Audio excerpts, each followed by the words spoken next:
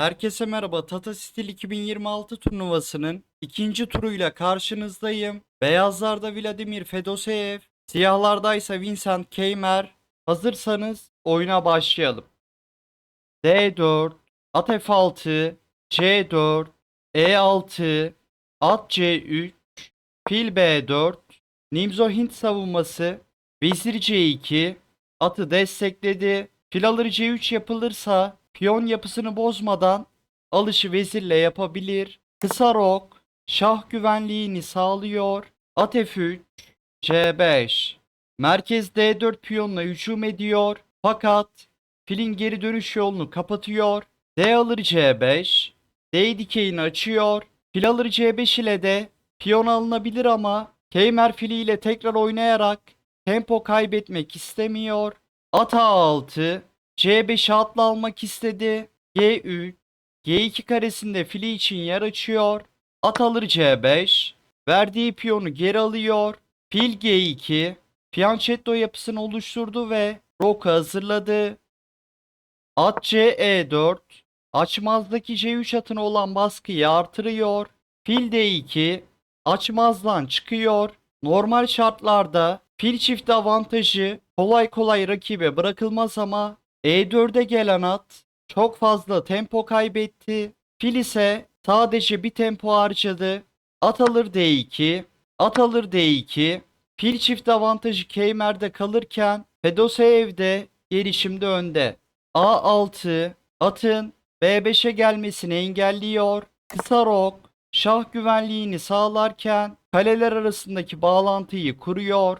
Kale B8 B5 sürüşünü hazırladı. At D E4 rakibinin şahını koruyan atı değişmek istiyor.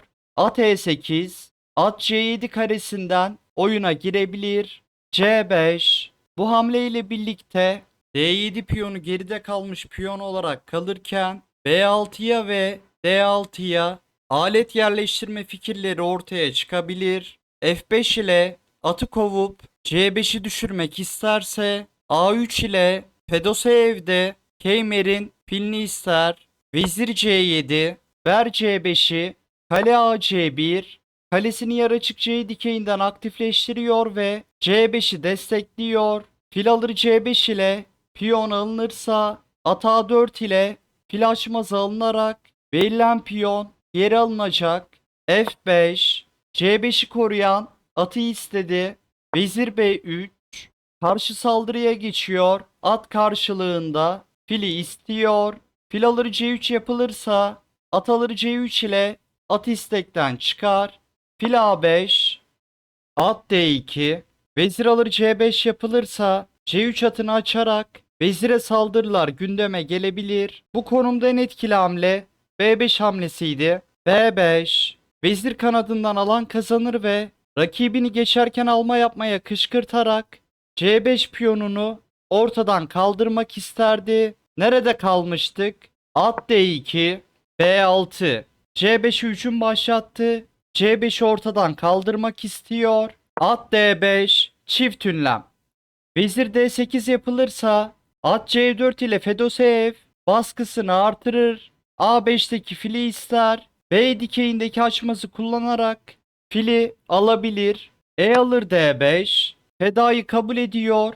Almasaydı daha kötü bir konumda kalacaktı. Vezir alır D5.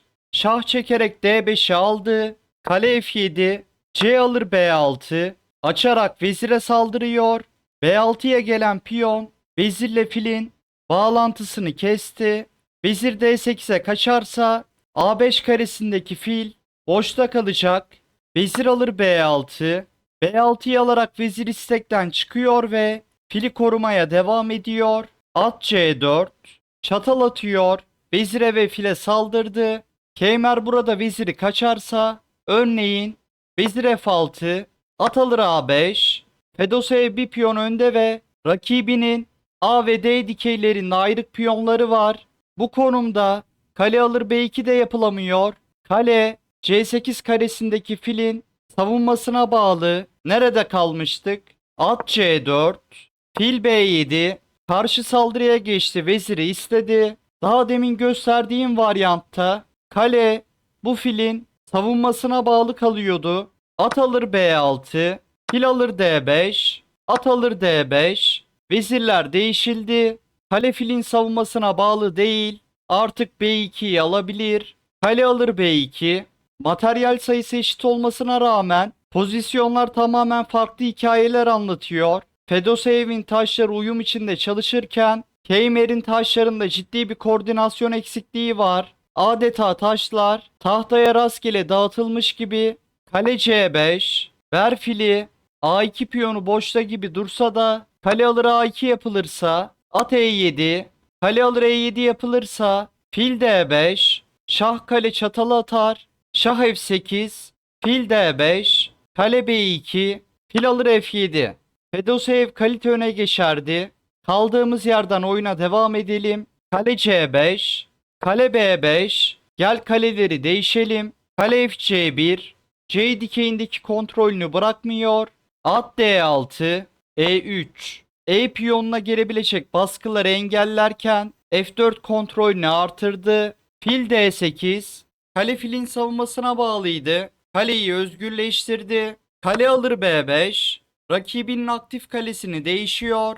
A alır B5, fil F1, B5'e baskı uyguluyor. Keymer G5 hamlesiyle devam ediyor. Şah kanadından atak başlatıyor. Karşı fırsatlar oluşturmak istiyor. Kale C5, ver B5'i, B4, fil C4. Atı açarak kaleye saldırı oluşturmak istedi. Burada at alır C4 ile fil alınırsa kale alır C4 devamında B piyonunu koruyabilmek mümkün olmayacak.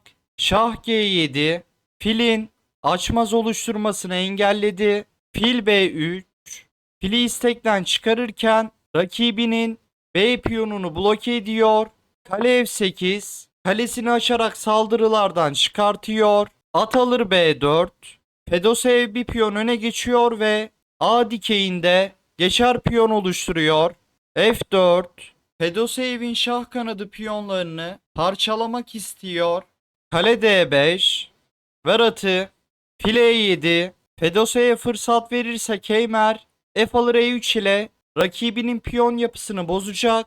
E alır F4, G alır F4, G alır F4 yapılırsa kale alır F4, Fedoseev F ve H dikeyinde ayrık piyonla kalır. Kale D4, F4'e baskı uygularken atı için D5 karesinde yer açıyor. Alışı rakibinin yapmasını istiyor. F alır G3, Keymer ayrık piyonundan kurtuluyor ve rakibinin bir piyon daha kazanmasını engelliyor. H alır G3, H5. Burada azınlık akınıyla rakip yapıda kalıcı zayıflıklar oluşturmak istiyor. At D3, Şah H6. Oyun sonunda şahın aktifleşmesi önemli. At E5, ver D7'yi, H4.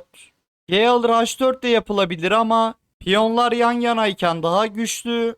G4, piyon yapısının bozulmasına izin vermiyor. Şah G5, kale D5, açarak saldırı oluşturmak istedi. Şah F4 ile içeriye sızmak isterse at G6, şah kale çatalı var. Şah H6, açarak saldırıları engelledi. Burada at alır D7 de yapılabilirdi. At D3, F4 sürüşünü hazırlıyor. H3, F4, Şah G7, H dikeyini kalesi için açıyor. Şah H2, ver H3'ü, kale H8, at E5, at F4 sürüşünü destekledi ve görevini tamamladı. E5 karesinden D7'ye basarken G4'ü destekliyor. Kale H4, Fedoseev kale D3 geliyor ve Keymer oyunu terk ediyor. Fedoseev kale alır H3 ile H3'ü de kazanacak. A, F ve G dikeylerinde geçer piyonları var ve 2 piyon önde. Analizi beğendiyseniz videoyu beğenmeyi ve kanala abone olmayı unutmayın. Sonraki videoda görüşmek üzere.